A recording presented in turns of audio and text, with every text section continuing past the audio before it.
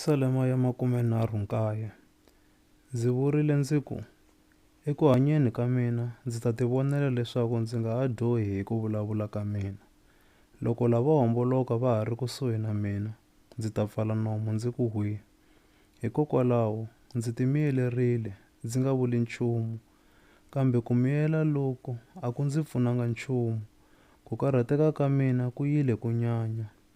Mbilu ya mina a yi pfurha endzeni ka mina. Eku konyeni ka mina a ndzi tshwa kunene.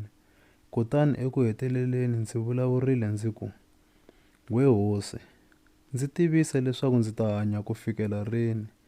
Ndzi byele ntsengo wa malembe ya mina, leswaku ndzi ta tiva ku koma ka vutomi bya mina.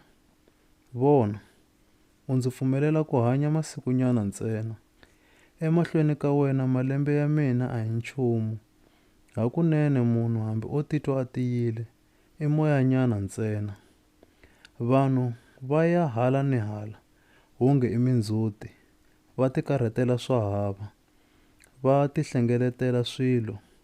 Va nga tivi leswaku swi ta va swa mani. Hikokwalaho, xana ndzi nga ha tshemba yini we n'winyi wanga? Hi wena ntsena loyi ndzi n'wi tshembaka. Ndzi kutsule eku ti ariseni ka mina hinkwako. U nga pfumeli leswaku swiphukuphuku swi tlanga hi mina. Sweswi ndzi ta timiyelela, a ndzi nga ha pfuli nomo, hikuva ntirho lowu i wa wena. U nga ha ndzi bi, hikuva nkhavi wa wena wa ndzi vavisa. U tshinya munhu ni ku n'wi byela swidyoho swa yena. Kutani swilo leswi a swi tsakelaka, wena u swi herisa wonge swi lo dyiwa hi muhlwa. Hakunene munhu un'wana ni un'wana i moyanyana ntsena. We hosi, ndzi huwelela eka wena. Riya ndleve u yingisa ku khongela ka mina.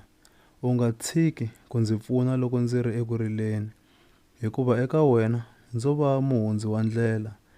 Ndzi muluveri ku kota va tata wa mina. U nga ndzi sondzoloti leswaku ndzi kota ku tsaka, ku nga se fika nkarhi wa mina wa ku rhurha ndzi siya misava.